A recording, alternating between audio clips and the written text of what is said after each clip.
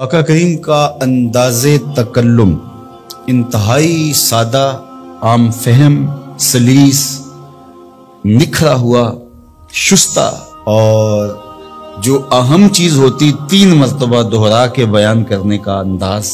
लेकिन इसके बावजूद भी किसी खारजी सबब से, किसी वजह से किसी को उसकी मजीद तफसील चाहिए या कोई समझ नहीं पाया तो वो उठ के अर्ज करता राएना या रसूल अल्लाह, हुजूर हमारी रियायत कर दीजिए, यानी ये मसला शरई हमें समझ में नहीं आया या ये मसला मजीद इसकी तफसील चाहिए।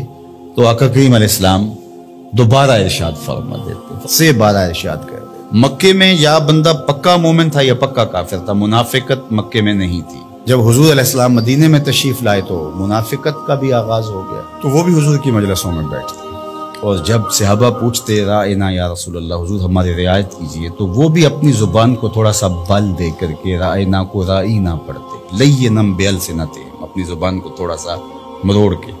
तो ये लुगत यहूद में गाली थी, या राई अरबी में चरवाहे को कहते, तो राईना का मतलब फिर ये हुआ। तो वो इस तरह बज़ाहिर वो मसला पूछ रहे होते लेकिन वो अंदर का जो खुब्स था उसका इजहार कर रहे होते। हजरत साद बिन मुआज रदियल्लाहु ताला अन्हु लुगत यहूद से वाकिफ थे। आप यहूदियों के पास गए और उन लोगों से कहा कि अगर आज के बाद तुमने मेरे रसूल के लिए राईना का लफ्ज बोला तो मैं तुम्हारी गर्दन काट दूंगा। तो उन्होंने कहा कि ये लफ्ज आप भी तो बोलते। तो हजरत साद हुजूर की खिदमत में आए और दिल में था कि अर्ज करूं हुजूर सहाबा को ये लफ्ज कहने से रोक दें, कोई मुतबादल लफ्ज दे दें।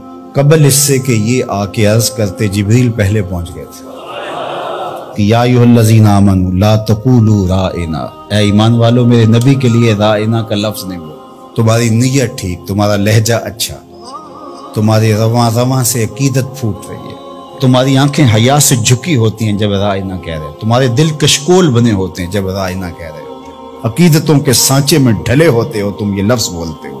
लेकिन ये वो लफ्ज है जिसके पहलू में खड़े होके मेरे नबी की इहानत का इम्कान पाया जाता। अगरचे तुम उस लफ्ज को अच्छी नीयत से भी बोलो, दूसरा माना तुम्हें मलहूज भी ना हो, मैं फिर भी गवारा नहीं करता कि मेरे नबी के लिए वो लफ्ज बोला जाए। आज के बाद तुमने मेरे नबी अलैहिस्सलाम के लिए राइना का लफ्ज नहीं बोलना। मालिक कोई और लफ्ज बोलेंगे तो लोग उस लफ्ज को भी अपने मफहूम के लिए और अपने खुब्से बातिन के लिए इस्तेमाल करने लग जाएंगे। तो कहा नहीं, इसका मुतबादल ऐसा लफ्ज दे रहा हूं, कयामत तो आ सकती है, किसी मुनाफिक की बोली नहीं हो सकती। वो लफ्ज क्या है? वकूलुन ज़ुरना, अर्ज करो आका हम पे नजर करम कीजिए।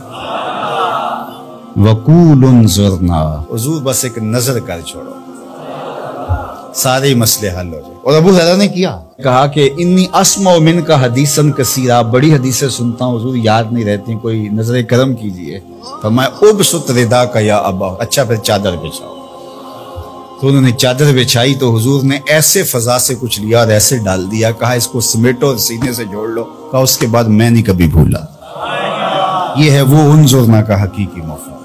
तो अल्लाह उस लफ्ज को भी गवारा नहीं करता। ये महबूब अलैहिस्सलाम की चौखट का अदब है कि जो ऐसा जू माना लफ्ज हो, उसका एक माना सही हो, एक माना उसका गलत हो। बोलने वाला सही लफ्ज सही नियत से बोल रहा हो तो कहा नहीं, मेरे महबूब के लिए लफ्ज था।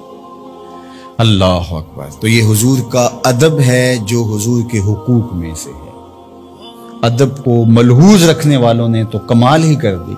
हजरत साहिब बिन यजीद देखिए, वो फरमाते हैं कि मस्जिद नबवी थी और मैं एक कोने में बैठा था तो किसी ने मुझे कंकर मारा। मैंने जिधर से कंकर आया उधर पलट के देखा तो वो हजरत उमर थे रदियल्लाहु ताला।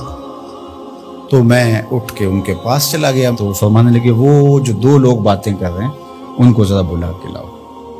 तो मैं गया और उनको बुला के हजरत उमर के पास ले गया। तो हजरत उमर ने उनसे पूछा तुम कहाँ के रहने वाले? उन्होंने कहा जी ताइफ के रहने वाले। तो हजरत उमर फरमाने लगे तुम अगर इस शहर के रहने वाले होते मैं तुम्हें सजा देता, तुम बुलंद आवाज से बोल रहे हो, जानते नहीं ये मस्जिद रसूलुल्लाह की। अदब से खाया, तुम्हारी आवाज भी ऊंची नहीं होनी चाहिए। और ये हुजूर की हयात तैयबा में भी और रोज़ा रसूल पर भी ये अदब उम्मत के ऊपर लाजिम है।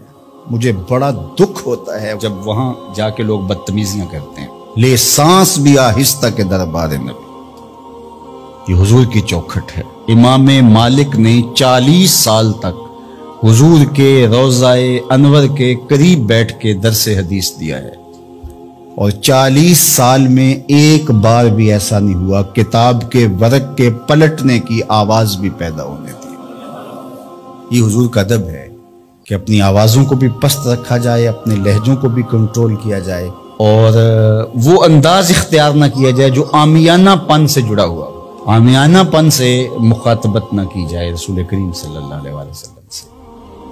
یہاں لفظ بھی تولنے پڑتے ہیں۔